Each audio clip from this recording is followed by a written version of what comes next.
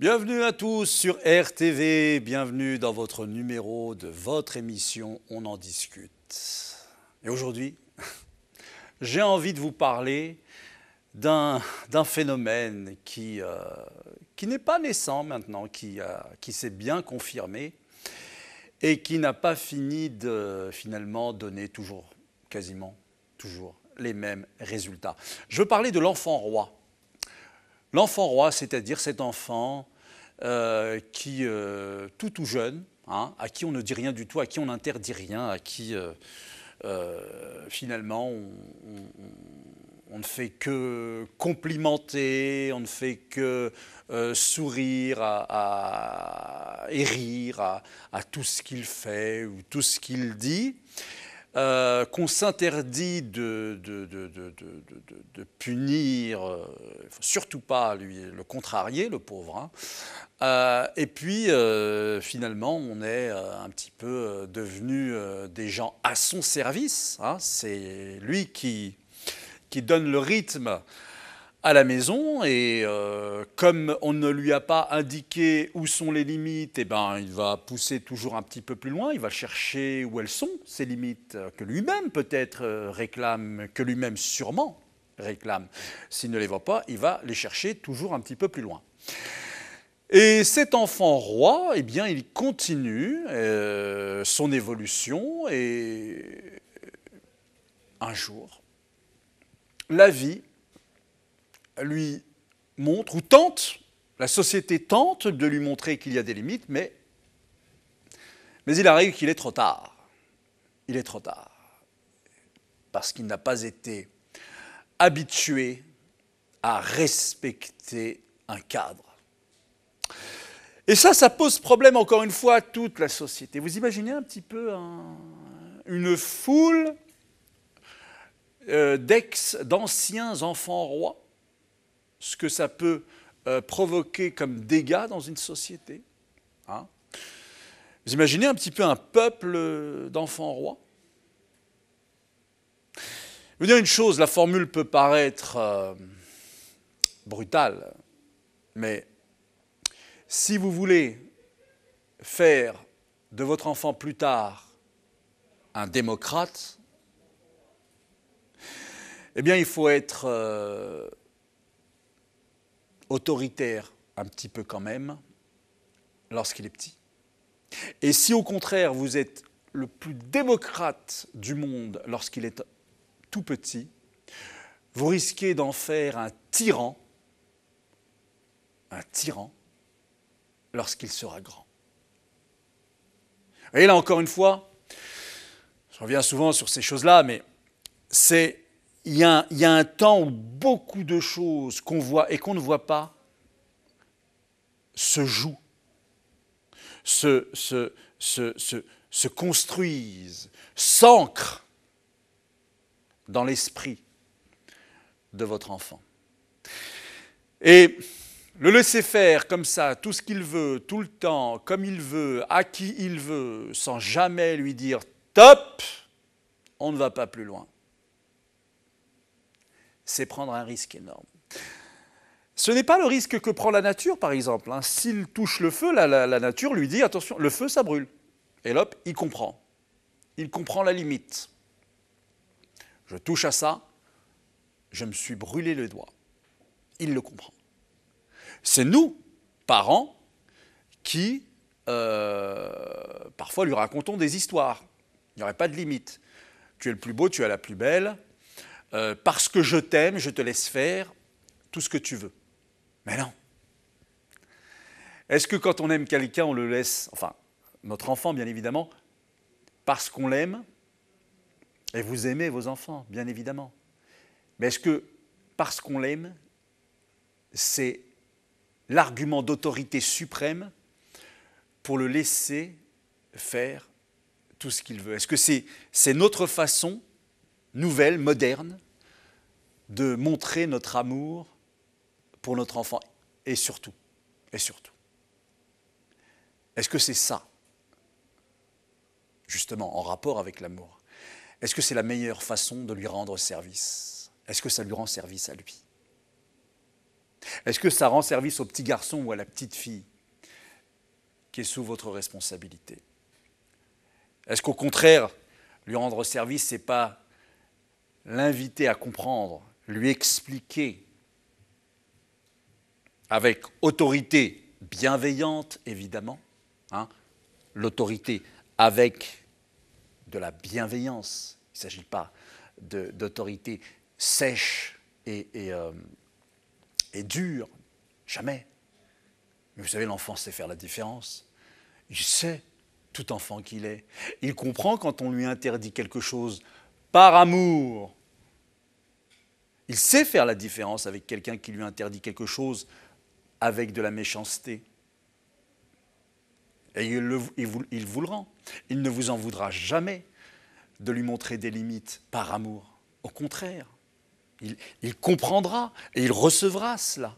Et c'est comme cela que vous l'aiderez à se construire dans la société qui l'attend.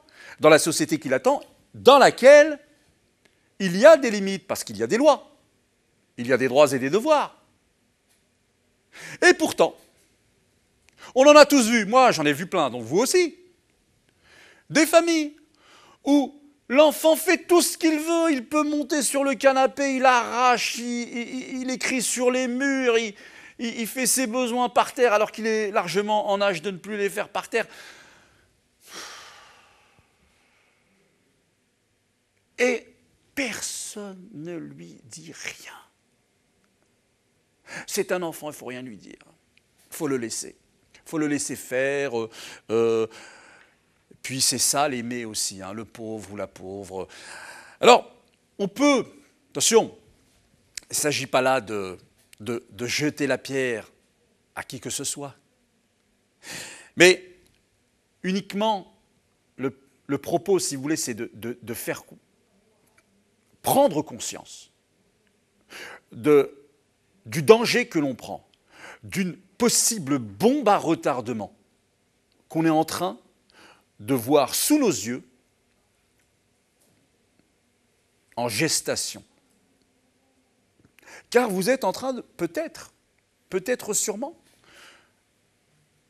de construire le tyran de demain. Personne n'a envie de ça. Personne n'a besoin de ça. N'est-ce pas?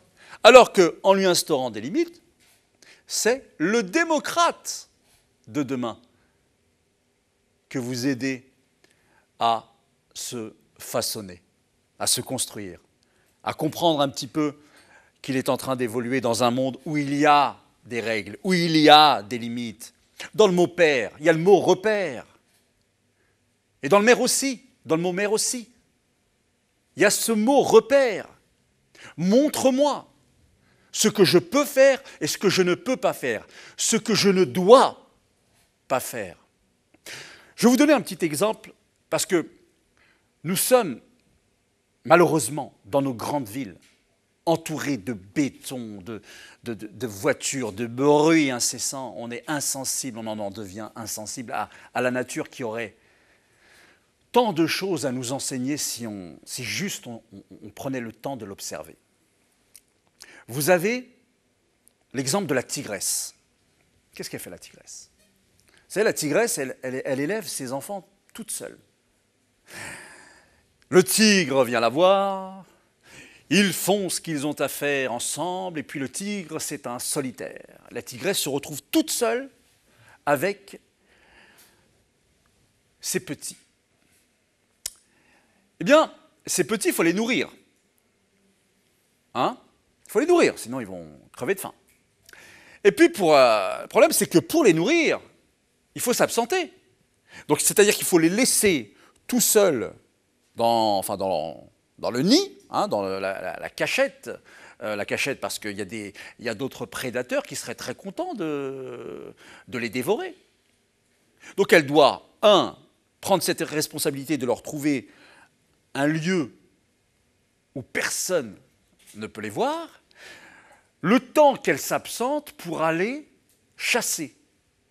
Une fois qu'elle a chassé, elle ramène du gibier pour ses petits. Et elle les laisse manger en premier. Regardez, vous voyez? Regardez le travail qu'elle fait. Elle va chasser, n'est-ce pas? Elle les nourrit, elle ramène le gibier à la maison, si je puis dire, et elle les laisse manger en premier. Et elle mange après. D'accord? Il mange d'abord, elle mange après. Et puis ça continue. Puis à un moment donné, ils sont en capacité de sortir un petit peu de cette cachette et ils vont accompagner maman à la chasse. Ils vont l'accompagner pour voir comment elle fait, ce qu'elle fait et comment elle le fait. Donc elle leur apprend comment chasser. Ils sont là en observateur. Ils suivent la maman en observateur. Elle chasse, pareil, elle pose le gibier et ses petits mangent en premier. Et puis ça continue. Et puis un beau jour, encore une petite évolution. Il l'accompagne à la chasse, elle chasse, elle ramène le gibier, elle le pose, et eux, habitués à manger en premier, non, je mange la première. Vous voyez le changement? Elle crée de la frustration. Je vous ai appris comment on fait. Je vous ai appris comment c'est dur. Maintenant, vous allez voir, je mange la première. Il faut qu'elle crée, elle le sait, cette frustration chez ses petits, de telle façon qu'ils comprennent que tout n'est pas toujours dû, qu'il faut faire l'effort. Et pourquoi elle fait ça, à votre avis? Pourquoi cette évolution? Pourquoi elle ne continue pas à toujours... Parce que nous faisons ça. Nous, on continue toujours à les servir en premier, sans leur demander de faire l'effort. Vous voyez beaucoup, vous, de... Moi, quand je fais les marchés, vous savez, les marchés, on va acheter les fruits et les légumes, etc., etc., etc. Je vois beaucoup de mamans avec leur caddie. Hein? Je vois rarement leurs enfants avec. Donc vous avez cette pauvre maman qui va au marché, qui prend un peu de pommes de terre, des tomates, des carottes, des ceci, des cela, et qui rentre chez elle toute seule, personne pour l'aider, jusqu'à la maison. Et à la maison, il y a des grands gaillards qui lui disent « Alors, qu'est-ce qu'on mange ?»